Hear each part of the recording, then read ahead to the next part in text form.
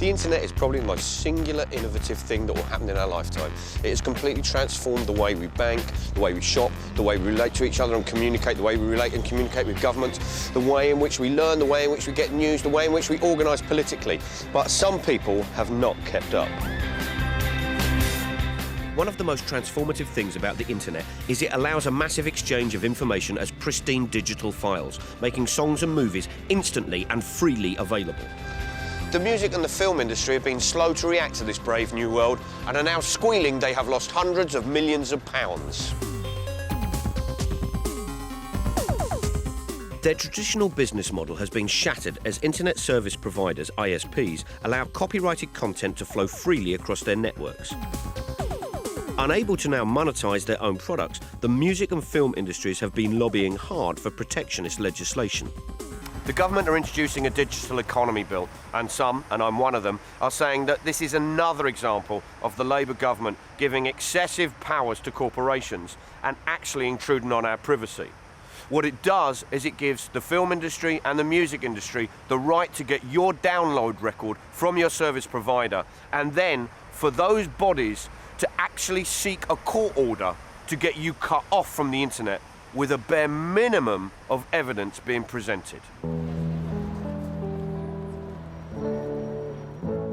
At the heart of the bill being pushed through by Lord Mandelson are measures that aim to reduce illegal downloading by 70% using the ultimate sanction of disconnection. The proposed bill is dismaying some, but delighting copyright holders. We want to make sure that the creative industries in the UK have a sound base for the future. You know, if people can't be paid for their creativity, they're going to stop being creative. Broadly, what the bill is doing is saying, listen, ISPs, is you do have, it is via your tubes that these illegal downloads are happening in people's houses. We think that you should do something about it. If somebody is a repeat offender, they're told to stop, they do it again. They're told to stop again, they do it again and again and again and again.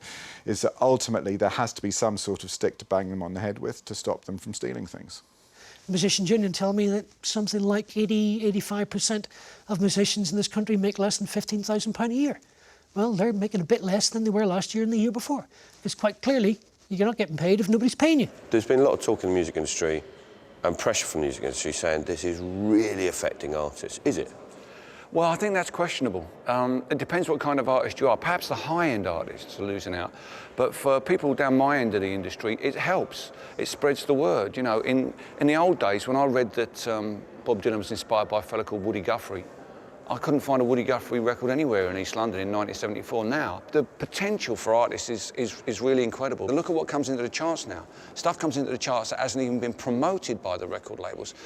They find this very, very frustrating, and until they understand that it's possible for them, as well as artists, to make a living in this world, you know, they've just got to adapt. But at the moment, they're not adapting. They're forming a posse, and they're going around looking for people to string up. We're not talking about taking one person off the internet. That's impossible to do.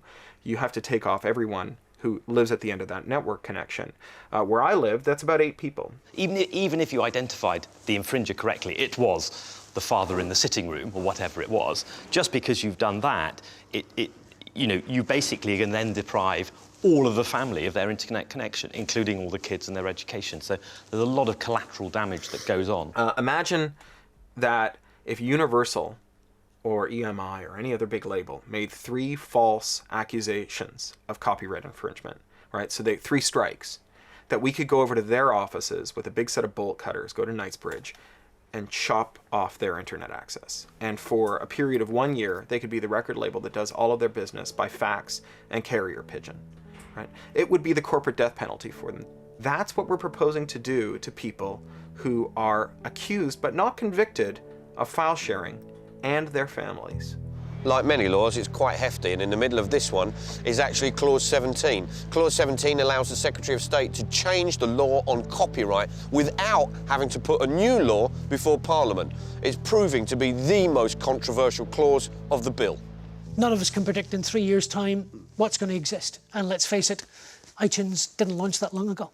The iPod did not exist 10 years ago. It's an extraordinary thing. There is a particular bit of the bill, technically referred to as Clause 17, that is in many ways trying to future-proof this legislation. That would allow, as technology develops, the Secretary of State to go back and amend the Copyright Act to try and take into account whatever developments of technology there might be. There no doubt will be other forms of this problem in the future, so we do need to provide legislation that's flexible enough to deal with those, and I think in Clause 17 of the bill we've been able to do that. The real issue is that the Secretary of State can cut off someone's access for any consideration. It's not actually tied to copyright infringement, so we can see it being used potentially in other circumstances where someone's downloading something that the Secretary of State decides shouldn't be downloaded, and that's a real slippery slope. In the past 10-15 years, we've seen so much legislation passed on the basis that they won't use it in these ways. This is, it's only intended for a particular purpose. Section 44 stop and search powers is a really good example of that. When it was introduced, it was said, oh, it's only going to be used in limited circumstances and limited time in limited areas for terrorism purposes.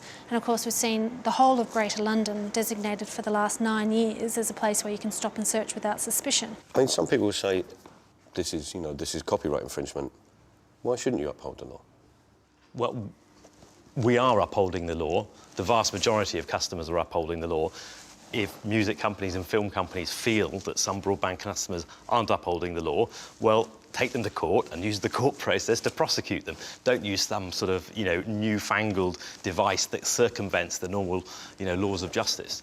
The internet is used for everything. The internet's used for voting, it's used for pressuring your lawmakers, it's used for staying in touch with your family or getting an education or keeping in touch with the NHS and getting your health information and so on, which means that copyright has become a de facto regulator, not of the supply chain of the entertainment industry, but of education, health, social well-being, civic engagement, politics, and every other piece of our society.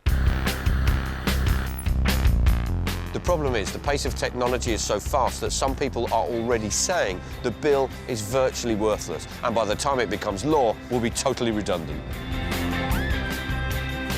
The people who are really genuinely repeat infringers and really seriously want to do downloading will just disappear. They're building the technologies already. The technologies are available in places like Japan where these services, where 3 strikes has been put in place. They will disappear. They will continue to infringe and they'll be undetectable. Well, this is a simple app that I've downloaded on an Android phone. So if I search and let me pick up, for instance, a Lady Gaga song, so that's maybe pulling off a site in Mongolia, maybe pulling off a site in the UK, but the track's not illegal in that sense. So this, just with a mobile phone, you can get round this legislation? Yeah, or indeed, you could do this on your home broadband connection and just get round the legislation. Ultimately, the legislation's futile. Technology will always run ahead. I mean, the Musicians' Union famously tried to ban the synthesizer because it was bad for music. This has always happened. The very first arguments about copyright were around the player with piano. Emerson, Lake and Palmer. Yeah, they have. I'll give them that, but it didn't work. We had to invent punk to deal with Emerson, Lake and Palmer. Quite clearly, people want internet access. Quite clearly, people want music. I think there's a way to get them to pay for both at the same time. And I think ISPs should be out there partnering up with the music industry right now, because actually our future's together. The undisputed free flow of information has been a net positive for the world. And when you start to punish people for partaking of that free flow of information, you end up criminalizing everyday life, and that opens the door to arbitrary punishment. This is essentially a spat between the music and the film industry on one side and the internet service providers on the other, with the government thrashing around somewhere in the middle in the swamp of its own legislation. Both sides claim to represent the interests of the consumer and of the creative artists, and yet it will be the consumer and the creative artists that actually bear the brunt of this legislation. What will happen is that illegal downloading will continue. What will happen is that creative people will continue being creative. The world will not dry up of creativity. But they will have just one more obstacle to get round, which has been laid down before them.